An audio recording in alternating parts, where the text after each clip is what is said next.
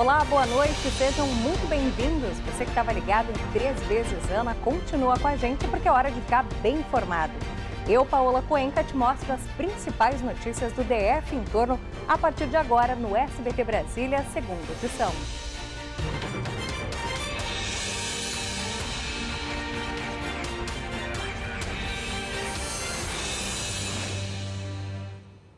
A gente começa essa edição com uma história complicada. Um professor de 25 anos, aprovado recentemente para o cargo de professor da Secretaria de Educação do DF, sequestrou uma adolescente de 14 anos em São Paulo. Segundo as investigações, ele começou um namoro virtual com a adolescente há alguns meses. Na segunda-feira, ele foi de ônibus até São Paulo e buscou a menina. Enquanto isso, em São Paulo, ela era dada como desaparecida. Foi a mãe do professor que avisou aos pais da adolescente que ela estava aqui em Brasília. Ela tentou convencer o filho a devolver a garota aos pais. Então, hoje, o homem abandonou a garota, sem dinheiro, sozinha na rodoviária interestadual. A Polícia Civil foi acionada e localizou a jovem. O professor foi preso. E olha, não deu tempo de enviar a declaração do imposto de renda? Agora não tem jeito. Você vai ter que desembolsar um dinheiro a mais para fazer esse ajuste anual de rendimentos. Vai ter que pagar uma multa. Mas, para saber direitinho como não ficar em dívidas com a Receita Federal, a gente vai conversar agora com o repórter Isaías Godinho. Então, Isaías, por favor, explica para a gente o que o contribuinte precisa fazer para acertar essas contas. Boa noite. Oi, Paola, muito boa noite para você. Olha só, quem não conseguiu fazer a declaração do imposto de renda até o prazo deve pagar uma multa de R$ 165,74. Mas atenção, esse pagamento deve ser feito no prazo de 30 dias, porque começam a contar os juros. E em caso do não pagamento dessa multa, o seu CPF pode ficar irregular, você pode ficar impedido de sair do país, também de emitir passaporte e fazer a utilização do cartão de crédito. Por conta disso, manter a situação regularizada junto à Receita Federal é muito importante. Em caso de atraso na declaração do imposto de renda, você pode acessar o site da Receita, que é o www.gov.br/Receita Federal, preencher os campos, mesmo com a declaração do imposto de renda atrasada. Depois de você fazer a emissão da declaração, é gerado o documento de pagamento da multa, que deve ser pago o quanto antes. Além disso, manter a declaração, a situação junto à Receita Federal em dia é muito importante, porque assegura também a restituição do imposto de renda, que pode variar aí de R$ 500 a R$ 3.000, dependendo da contribuição. Se você seguir o calendário direitinho da declaração do imposto de renda e está assíduo junto à Receita Federal, pode aguardar a restituição.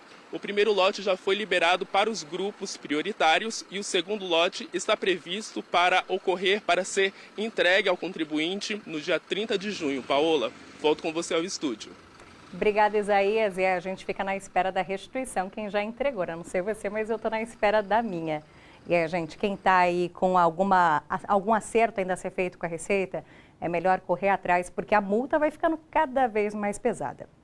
E olha só, os médicos bateu recorde de inscrições. Mais de 34 mil profissionais se cadastraram, sendo que mais de 19 mil deles são brasileiros. A expectativa é de que os médicos comecem a atuar ainda neste mês. Para o DF foram disponibilizadas 52 vagas para médicos que, segundo a Secretaria de Saúde, vão ampliar a cobertura da assistência e reforçar cerca de 30 equipes de saúde da família. E olha, a CPI dos atos antidemocráticos na Câmara Legislativa do Distrito Federal ouviu hoje o general Augusto Heleno, ex-ministro-chefe do Gabinete de Segurança Institucional do governo Bolsonaro. Natália Fruê. O ex-ministro do Gabinete de Segurança Institucional, general Augusto Heleno, um dos principais conselheiros do ex-presidente Jair Bolsonaro, falou aos deputados distritais por mais de 3 horas durante esta quinta-feira. Ele negou que tenha articulado junto com o general Braga Neto, vice na chapa de Bolsonaro, a reeleição e com o próprio ex-presidente, uma tentativa de golpe que resultou na destruição das sedes dos 3 poderes no início de janeiro aqui em Brasília. Eu acho que o tratamento que estão dando a essa palavra golpe Não é um tratamento adequado. Segundo o ex-ministro Augusto Heleno, para ser classificado como golpe, precisava de um líder e não havia esse líder. Ele também disse que não sabia a respeito de um documento encontrado na casa do ex-ministro da Justiça, Anderson Torres, que chegou a ser nomeado secretário de Segurança aqui do Distrito Federal, no atual governo de Ibanez Rocha, e que essa minuta de golpe, esse documento encontrado pela Polícia Federal, sugeria uma intervenção no Tribunal Superior Eleitoral para garantir que Bolsonaro permanecesse no cargo a partir de janeiro, mesmo tendo perdido as eleições. O general Augusto Heleno também disse que não tem controle sobre a atitude de subordinados deles. É que apurações feitas tanto pela Polícia Federal quanto pelo Supremo Tribunal Federal mostraram pelo menos 8 militares que foram nomeados por Augusto Heleno para trabalhar aqui no Gabinete de Segurança Institucional, no Palácio do Planalto, eles fomentando, propagando ideias contra o Estado Democrático de Direito e também participando de ações no QG do Exército aqui em Brasília, naquele acampamento que foi criado logo depois do resultado das eleições em que Bolsonaro acabou derrotado. Augusto Heleno, o depoimento dele estava marcado para 19 de abril, a mesma data em que houve o vazamento de imagens que mostraram o general Gonçalves Dias aqui no Palácio do Planalto, na antessala do gabinete presidencial, em meio aos golpistas que invadiram a sede do Executivo em 8 de janeiro. O aliado de Bolsonaro, ele negou que soubesse da existência dessas imagens e que tenha articulado o vazamento. Logo depois disso, depois dessas revelações, G. Dias, nomeado por Lula para o comando do Gabinete de Segurança Institucional, pediu demissão do cargo. A CPI aprovou nesta quinta um requerimento para que o ex-ministro de Lula seja ouvido no dia 15 de junho. O litro da gasolina no DF começou a ficar mais caro a partir desta quinta com a mudança da forma de cobrança do ICMS. Por isso, o PROCON foi às ruas para monitorar os preços cobrados.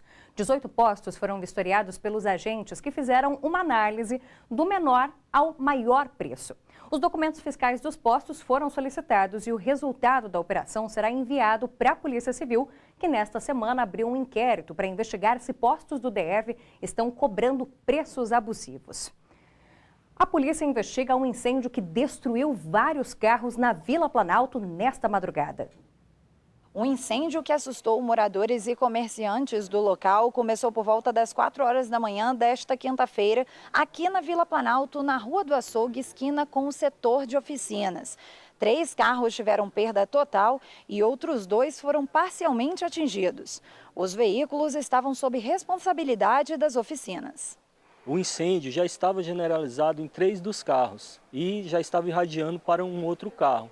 Aqui também existe um carro que está a uns 10 metros que também estava incendiado. Esses os populares controlaram. De acordo com a nota da Polícia Civil, a vítima compareceu à delegacia informando que recebeu uma ligação de um amigo comunicando que o veículo tinha sido incendiado por uma pessoa desconhecida. Logo depois, ela e verificou que outros veículos em locais diferentes também foram incendiados. O caso está sendo investigado pela 5ª DP. Uma loja de celulares da rodoviária era usada como ponto de compra e venda de celulares roubados e furtados. O local foi alvo de uma operação da polícia hoje à tarde. Um funcionário de 36 anos foi preso em flagrante. Ele é suspeito de ser o mentor do esquema e confessou o crime. Agora, os investigadores estão analisando a relação do dono da loja com todo esse crime. Foram apreendidos 12 celulares, um notebook e um tablet, que estão passando por perícia para checar se são produto do roubo. Inclusive, a polícia reforça para as vítimas de roubo e furto de aparelhos eletrônicos que registrem a ocorrência para que, em situações assim, elas sejam localizadas. Por mais que seja burocrático, é importante sim fazer esse boletim de ocorrência, até para ter as estatísticas de quais pontos estão mais perigosos do DF. E olha, nos últimos 3 anos, o preço do metro quadrado de um imóvel em Águas Claras subiu. E ainda assim o setor de construção civil anda aquecido. A cidade tem a maior oferta de imóveis novos no Distrito Federal. Veja na reportagem de Isaías Godinho. O Ian se mudou para o Distrito Federal há 7 anos e agora ele deu entrada na compra de um apartamento em Águas Claras. O que fez ele escolher a cidade é a comodidade para a família. Eu preferi por causa da região ter muito comércio, né? Muitas colégios. Aqui Águas Claras já está bem estruturado. Águas Claras tem a maior oferta de unidades imobiliárias. São mais de 1.900 novos empreendimentos. Em seguida vem o Noroeste, com 1.738 imóveis à venda. O metro quadrado hoje de Águas Claras, apesar de ter valorizado, ele ainda é mais baixo do que o Noroeste. Águas Claras é a região onde houve maior valorização no preço dos imóveis nos últimos 3 anos, cerca de 25% no valor de mercado. Só para se ter uma ideia, por aqui o preço do metro quadrado custa mais de R$10 mil. Segundo o Sindicato de Habitação, essa valorização é resultado de uma demanda reprimida. Águas Claras ficou muito tempo lançando muito pouco empreendimentos imobiliários. E aí também a gente tem que considerar que o efeito da pandemia foi muito forte na região de Águas Claras. As pessoas passaram a dar mais valor à moradia, então o mercado ficou bastante aquecido. Mentores de um cartório falso usado para facilitar a venda de lotes irregulares foram alvos de uma operação da Polícia Civil hoje. Foram cumpridos mandados de busca e apreensão contra os suspeitos. A Operação Sumérios foi um desdobramento de uma investigação que começou no ano passado para investigar empresários, advogados e agentes públicos suspeitos de grilagem de terras em São Sebastião. Alguns deles se diziam donos de um cartório em São Sebastião que seria usado para emitir documentos falsos de lotes vendidos irregularmente. Vamos agora para uma notícia boa para as mamães de primeira viagem ou até aquelas que já são experientes. Uma coisa é certa: a gravidez chega com um monte de dúvidas, de emoções e preocupações. Algumas delas são básicas: e a roupa do bebê, as fraldas, o banho, enfim. Mas sempre há quem ajude. Um desses amparos vem de um projeto que acontece lá em Samambaia. Ser mãe é se dedicar ao outro, se preocupar, correr atrás para que o filho tenha tudo do bom e do melhor. Mas as voluntárias do Instituto Social do Distrito Federal também têm essa missão, mas com outras mamães. O trabalho aqui começa cedo e com muito amor e carinho, os kits vão sendo montados. São enxovais que serão doados a gestantes, famílias que são vítimas da violência ou que, pelo preço das coisas, não conseguem comprar tudo que é necessário para receber um bebê. Como ela nasceu com baixo peso e com a glicemia bem baixa, ela precisava de estar bem aquecida. Então no hospital já deram a roupinha, já colocaram a roupinha nela de imediato. Então assim, é bom. Meu coração fica feliz por saber que tem gente para ajudar a gente, né? Além de muito amor, essas coisinhas lindas aí também precisam de roupinhas, fraldas, manta, banheiras. E o Instituto Social do Distrito Federal, que fica em Samambaia, tem oferecido isso e muito mais às famílias. A gente precisa cuidar um pouco mais, né, de quem menos tem. Porque a gente também não tem nada, né? Mas a gente consegue convencer alguém de que tem um outro precisando de um pouquinho de atenção, de um pouquinho de carinho, de um socorro. E aos poucos o projeto foi crescendo cada vez mais. De boca em boca, outras mães foram conhecendo o projeto. E hoje eles totalizam mais de 420 kits entregues. Em alguns mães que estavam ali pertinho do parto e ainda não tinham enxoval. E graças ao trabalho de 14 voluntárias que colocaram a mão na massa e correm atrás de apoio, a Maria Eduarda vai poder se preocupar apenas em aguardar a chegada da Laura Camille, que, por sinal, pode ser a qualquer momento. A gente não sabe de nada, absolutamente nada. E aí elas estão ensinando tudo e isso é muito bom. No grupo de mães, tem aquela de primeira viagem até quem já é mais experiente quando o assunto é maternidade. Só conhecimento nunca é demais. Essa nutricionista voluntária discutiu com as mamães dicas de alimentação e até como agir em uma emergência. Então não é, lógico, para machucar o bebê, mas a gente vai, fazer uma certa força. Porque se a gente fizer assim, vai São Brás, né? Levanta os braços do menino, não adianta nada. Não tem aquela frase que diz que para criar uma criança é preciso ter uma vila inteira? Que bom saber que a gente tem então essa vila, esse apoio aqui no DF, né? Teve operação da Polícia Federal hoje para combater fraudes em licitações para compra de kits de robótica por municípios de Alagoas. E teve mandado sendo cumprido aqui em Brasília. Aqui na capital, agentes da PF encontraram um cofre recheado de dinheiro. Eram maços de dólares e reais. Uma bolsa com dinheiro também foi apreendida. A PF estima um total de 4 milhões de reais. 27 mandados de busca e apreensão foram cumpridos no Distrito Federal e em 4 estados. A operação investiga contratos fechados entre 2019 e 2022 para aquisição de kits de robótica destinados a escolas de municípios alagoanos. Os valores estavam superfaturados e os pagamentos feitos com recursos públicos podem ter gerado um prejuízo de aproximadamente 20 milhões de reais. Entre os investigados estão aliados do presidente da Câmara dos Deputados, Arthur Lira. Brasília desponta como uma das cidades mais empreendedoras do país. É o que aponta uma pesquisa que avaliou mais de 100 municípios e colocou a capital entre as primeiras do ranking. Nesse cenário de otimismo, a Tayane Mello conversou com alguns empreendedores daqui do DF. O José sabia que não seria fácil investir no próprio negócio, mas nunca pensou em desistir. Eu acho que tanto o início, tanto a permanência, eu vejo que os dois é bem desafiador. Porque quando você dá um início ao negócio, você não tem a clientela, você precisa de um tempo para poder realmente se estabelecer no mercado. Mas depois você precisa do desafio da inovação, estar o tempo todo investindo, melhorando. De acordo com dados do Índice de Cidades Empreendedoras de 2023, desenvolvido pela Escola Nacional de Administração Pública, a capital federal desponta como uma das cidades mais empreendedoras do Brasil. Na pesquisa que avaliou os 101 municípios mais populosos, Brasília saltou do 69º lugar para o 4º lugar no ranking em relação ao levantamento de 2022. A pesquisa indicou 4 pontos que estimularam o crescimento de Brasília no ranking: infraestrutura e mercado, em que a cidade está na 3ª posição, cultura empreendedora, em que é a 4ª, e o acesso à capital, em que está no 9º lugar.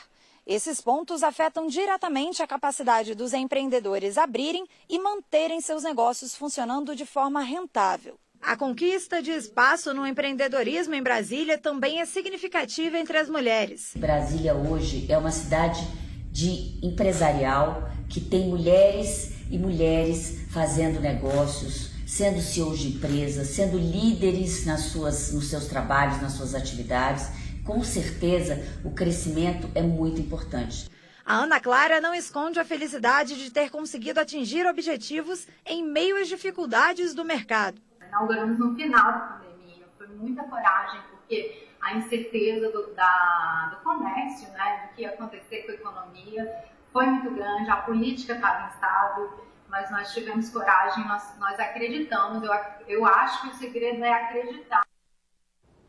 Na Asa Norte, um homem foi preso depois de invadir uma casa para furtar cabos de energia e conexões hidráulicas.